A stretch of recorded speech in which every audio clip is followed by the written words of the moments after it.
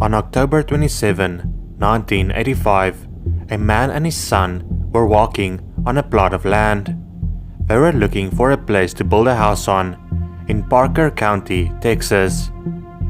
While walking, they came across human remains in the field. The remains had been dug up by animals. Investigators believed that a shallow grave the remains were found in was dug just a year earlier. They followed up on numerous tips and missing persons to try and find out who the person was. The Tarrant County Medical Examiner's Lab took a look at the remains and believed it belonged to a male between 14 and 20 years old. They were also sure it belonged to a white male with predominantly European ancestors. In 2018, Parabon Nanolabs were asked to help identify him.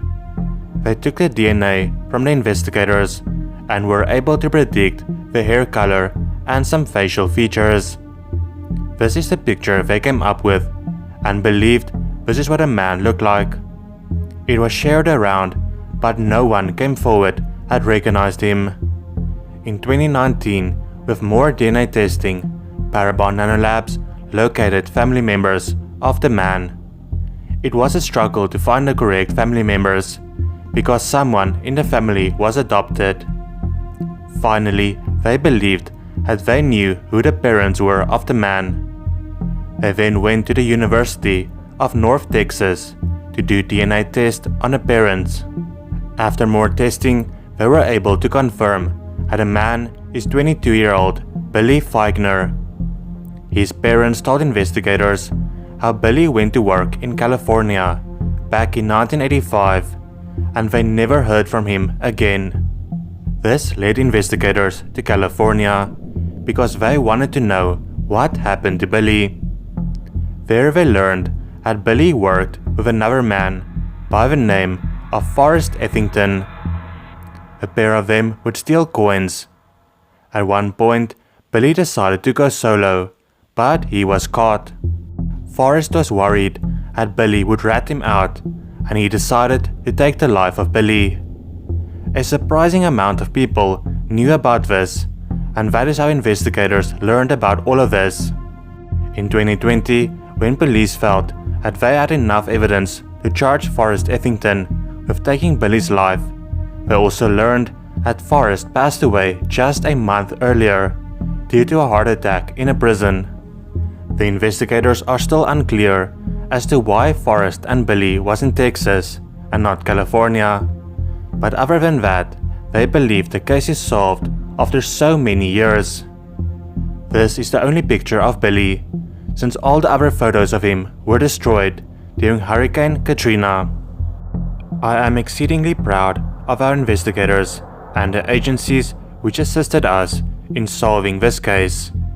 Several law enforcement agencies joined resources to close this case and bring the family some sort of closure regarding their son.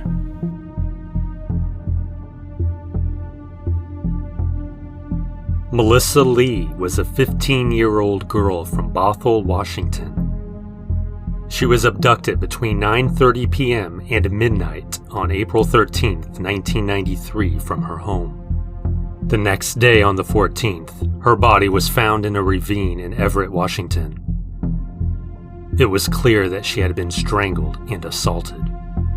It was, however, not clear to the police if Melissa knew the suspect or what led to her losing her life.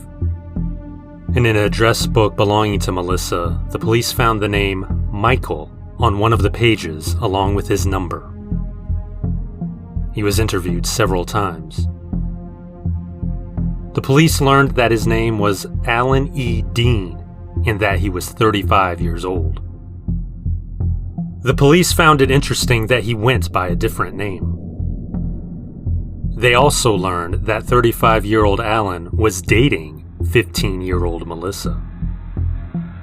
Another bit of incriminating evidence against Alan was that he was accused of assaulting a minor in Arizona.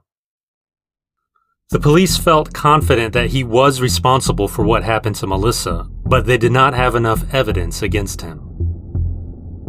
They pursued several leads and interviewed dozens of people, but unfortunately, the case went cold. Then, in 2020, the Snohomish County Sheriff's Office decided to ask Parabon Nanolabs, a genealogy company, for help. Parabon Nanolabs performed a genetic genealogy analysis on evidence found at the crime scene. One of these items was a discarded cigarette butt. This led them to several of the suspects' family members. Finally, Washington State Patrol Crime Lab could confirm that the DNA at the crime scene matched the DNA of now 62-year-old Alan E. Dean. In July 2020, he was arrested without incident at his home.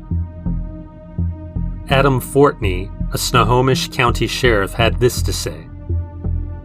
The arrest yesterday shows how our detectives' determination, combined with new advancements in DNA technology, continues to get us one step closer to justice for victims and their families, even decades later.